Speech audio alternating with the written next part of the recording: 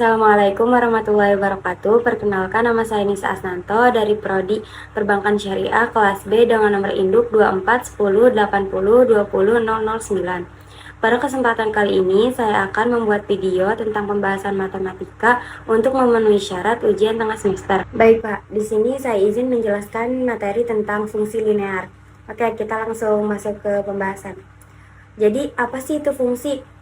Fungsi adalah suatu bentuk hubungan matematis yang menyatakan hubungan ketergantungan atau hubungan fungsional antara suatu variabel dengan variabel lain. Sebuah fungsi dibentuk oleh beberapa unsur pembentuk fungsi, yaitu variabel, koefisien, dan konstanta. Selanjutnya itu ada notasi. Notasi sebuah fungsi secara umum adalah y sama dengan fx. Contoh, y sama dengan fx adalah 5 tambah 0,8x. Y merupakan fungsi x, besar kecilnya nilai y tergantung pada fungsional terhadap nilai x. Y merupakan variabel dependen, 5 adalah konstanta, 0,8 koefisien variasi x, dan x adalah variabel independen. Selanjutnya itu ada fungsi linear. Fungsi linear atau fungsi berderajat 1 ialah fungsi yang pangkat tertinggi dari variabelnya adalah pangkat 1. Sesuai namanya, setiap persamaan linear apabila digambarkan akan menghasilkan sebuah garis lurus. Bentuk umum persamaan linear adalah y sama dengan a tambah bx. Oke, lanjut. Di sini ada pembentukan persamaan linear. Sebuah persamaan linear dapat dibentuk melalui beberapa macam cara, tergantung pada data yang tersedia. Berikut ini dicontohkan 4 macam cara yang dapat ditempuh untuk membentuk sebuah persamaan linear, masing-masing berdasarkan ketersediaan data yang diketahui. Oke, yang pertama itu ada dwi koordinat, yang kedua koordinat lereng, yang ketiga penggal lereng, yang keempat cara dwi penggal. Pertama ada dwi koordinat. Dari dua buah titik dapat dibentuk sebuah persamaan linear yang memenuhi kedua titik tersebut. Apabila diketahui dua buah titik A dan B dengan koordinat masing-masing x1, y1, dan x2, y2, maka rumus persamaan linearnya adalah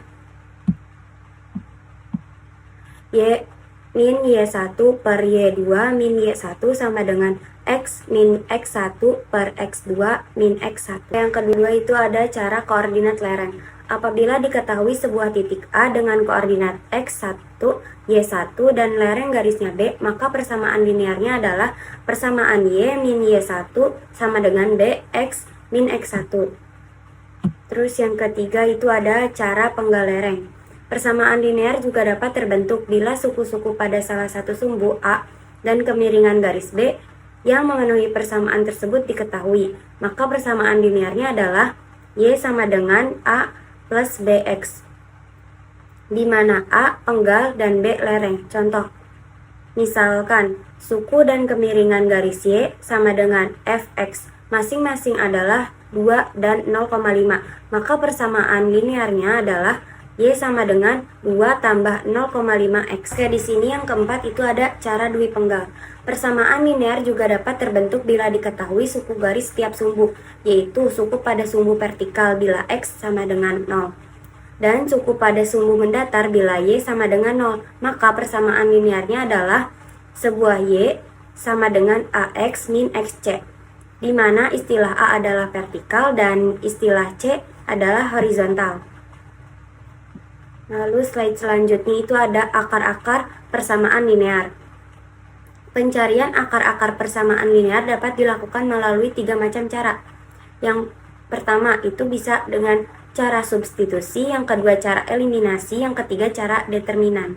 Dalam sistem sepasang sumbu silang, 2 buah garis lurus mempunyai 4 macam kemungkinan bentuk hubungan. Yang pertama itu ada berimpit, yang kedua itu sejajar, yang ketiga berpotongan, yang keempat tegak lurus. Oke, yang pertama itu berimpit. Jadi 2 garis lurus akan berpotongan jika persamaan garis yang satu merupakan kelipatan persamaan garis yang lain.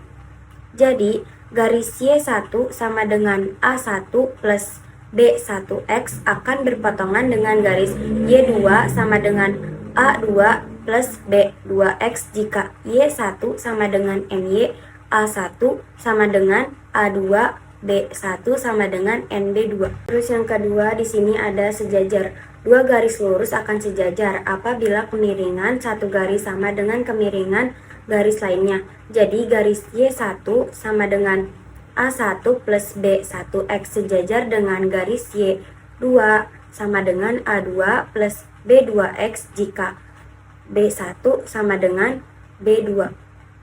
Terus yang ketiga itu ada berpotongan.